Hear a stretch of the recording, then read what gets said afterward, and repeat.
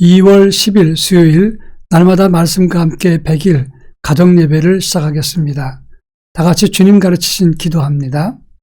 하늘에 계신 우리 아버지, 아버지의 이름을 거룩하게 하시며 아버지의 나라가 오게 하시며 아버지의 뜻이 하늘에서와 같이 땅에서도 이루어지게 하소서. 오늘 우리에게 일용할 양식을 주시고 우리가 우리에게 잘못한 사람을 용서하여 준 것 같이 우리 죄를 용서하여 주시고 우리를 시험에 빠지지 않게 하시고 악에서 구하소서. 나라와 권능과 영광이 영원히 아버지의 것입니다. 아멘. 찬송가 93장 예수는 나의 힘이요. 찬송가 93장을 부릅니다.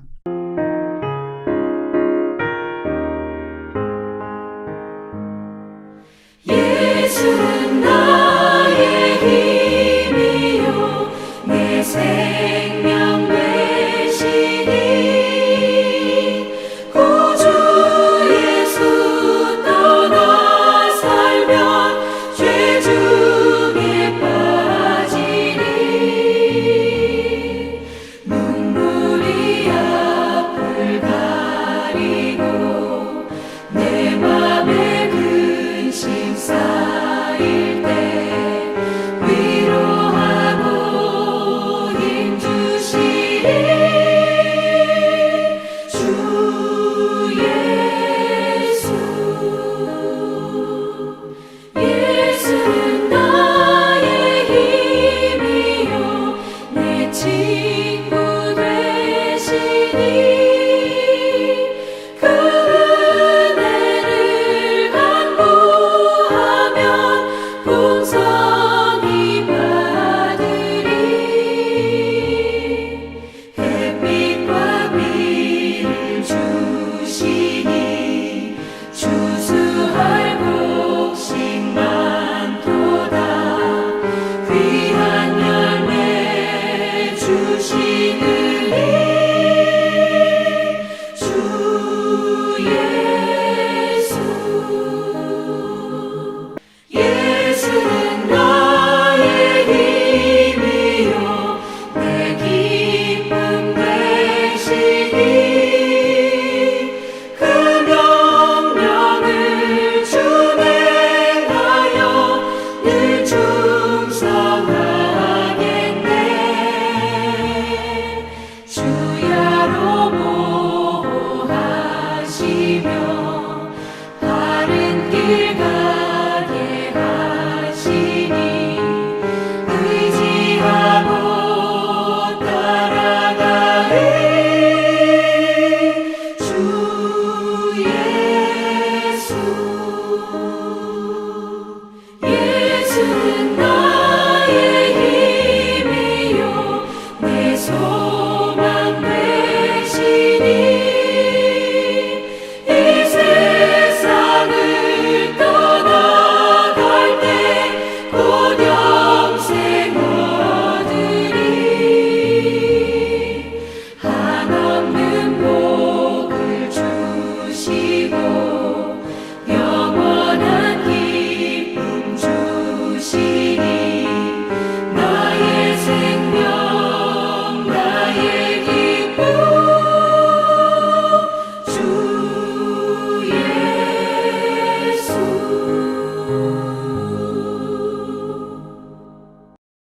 이 시간 우리에게 주시는 하나님 말씀은 마가복음 3장 7절로 12절입니다. 신약성경 마가복음 3장 7절로 12절 말씀을 한 절씩 교독합니다. 제가 전체를 읽겠습니다. 예수께서 제자들과 함께 바다로 물러가시니 갈릴리에서 큰 무리가 따르며 유대와 예루살렘과 이두메와 요단강 건너편과 또 두로와 시돈 근처에서 많은 무리가 그가 하신 큰 일을 듣고 나아오는지라.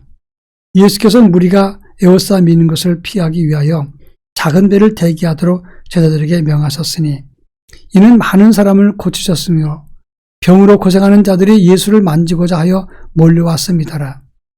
더러운 귀신들도 어느 때든지 예수를 보면 그 앞에 엎드려 부르짖어 이르되 당신은 하나님의 아들이니나 하니 예수께서 자기를 나타내지 말라고 많이 경고하시니라. 아멘. 예수님의 공생의 사역을 보면 갈릴리를 중심으로 제자를 택하시고 복음의 사역을 넓히셨을 때 정비례로 예수를 핍박하고 회방하는 역사가 점점 더 증가했다고 하는 점입니다. 그리고 증가할 뿐만 아니라 강도도 점점 더 강해졌습니다. 오늘 우리가 읽은 마가복음 3장 7절로 12절 말씀은 후기 갈릴리 사역이라고 하는 말씀입니다. 예수님께서 갈릴리 사역을 전반부와 후반부로 나누시는데 그 후반부의 사역을 아주 간단하게 설명한 말씀입니다. 7절에 보면 예수께서 제자들과 함께 바다로 물러가시니 갈릴리에서 큰 무리가 따랐다라고 말씀을 하고 있습니다. 본문에선 설명이 없지만 마태복음 12장 15절에 보면 예수께서 자기를 죽이고자 하는 음모가 진행되는 아셨기 때문에 예수님은 가버나움 지역에서 떠났다고 하는 것입니다. 결국 예수님은 갈릴리 지역에서 점점 더 넓혀가면서 말씀을 증가할수록 점점 더 강도 높은 핍박과 그리고 위협을 받게 되었다고 하는 것입니다. 그럴 때 예수님은 어떻게 행하셨는가? 이 본문을 통해서 함께 살펴보겠습니다. 9절에 보면 무리가 에워싸 미는 것을 피하기 위해서 작은 배를 준비하시고 예수님은 그곳을 떠나게 되었던 것입니다. 예수님이 가는 곳마다 사람들이 몰려들었습니다. 그 이유가 무엇입니까? 오늘 10절과 11절에 보면 예수님이 귀한 가르침을 주시고 병 고치고 귀신을 추방하고 그리고 오병이어 같은 큰 역사를 일으켰을 때 사람들이 가는 곳마다 몰려들었던 것은 당연한 것일 겁니다. 낭중지추란 말이 있습니다. 주머니에 있는 송곳은 어느 곳에 놓아도 그 뾰족함이 드러난다. 그런 말입니다. 예수님이 어디든 가든지 인산인해 예수님이 하시는 사역 자체가 사람들에게 충격을 주고 그리고 놀라운 감동을 주고 병 고치고 사람을 살렸기 때문에 수많은 사람들이 예수님 주변에 몰렸던 것은 사실입니다. 그런데 왜 예수님은 그들을 피하셨느냐 하는 점입니다. 이것은 두 가지입니다. 첫째는 이들을 위한 것입니다. 왜냐하면 아까도 말씀드렸듯이 사람이 모일수록 핍박과 회방도 점점 더 도를 넘고 강해지기 때문에 그 피해가 모인 사람들에게 갈까봐 예수님은 잠시 피했던 것입니다.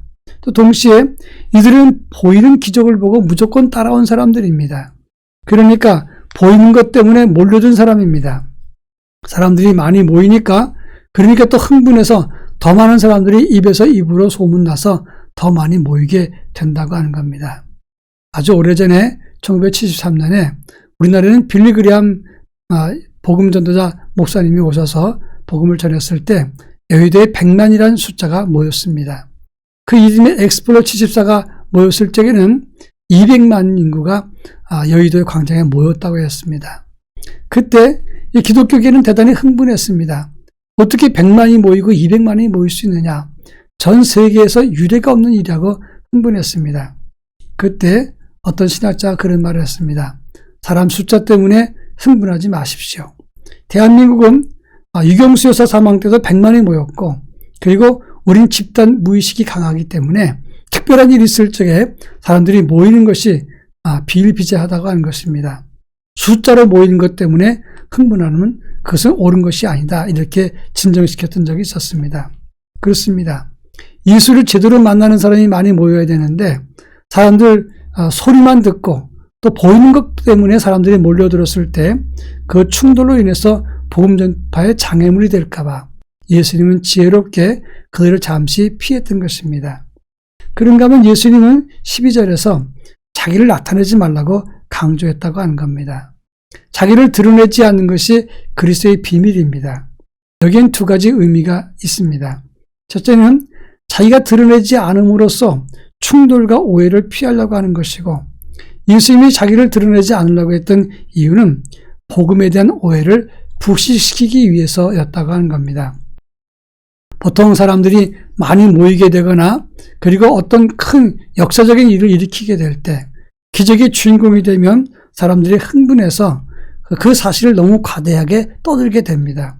그래서 사실을 왜곡하게 되는데 좋은 의미에서 과대평가하고 어떤 경우는 과소평가하기도 한다고 하는 겁니다. 팬덤이라고 하는 지지층이 모이게 되면 과격해지고 또 과장하게 되고 그리고 사실을 왜곡하게 되고 사람들의 표적이 된다고 하는 겁니다. 그러면 진짜 복음의 일을 할 수 없기 때문에 예수님은 지혜롭게 행하셨다고 말할 수 있습니다. 그런 차원에서 예수님의 공생의 사역을 정리하면 세 가지입니다. 첫째는 완전히 자기를 비우면서 모든 정성을 다 쏟아서 전적인 헌신을 하셨다는 것이고, 두 번째로는 자기를 따르는 사람을 지극히 사랑하시고 보호하시려고 온 힘을 기울였다는 것입니다. 세 번째로는 지혜롭게 행하면서 그 많은 기적과 역사를 통해서 사람들과 충돌하지 않도록 그렇게 예수님이 배려했다고 하는 것입니다.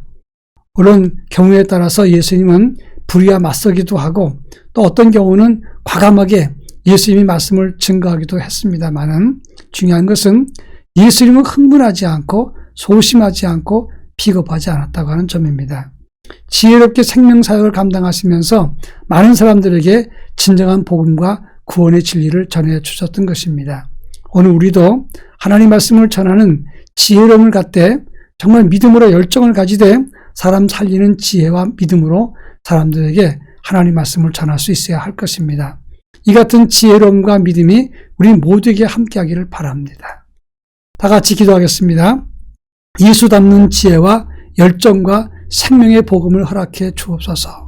또 한 가지는 예수 따라 희생과 헌신의 삶을 살게 하옵소서. 기도하겠습니다.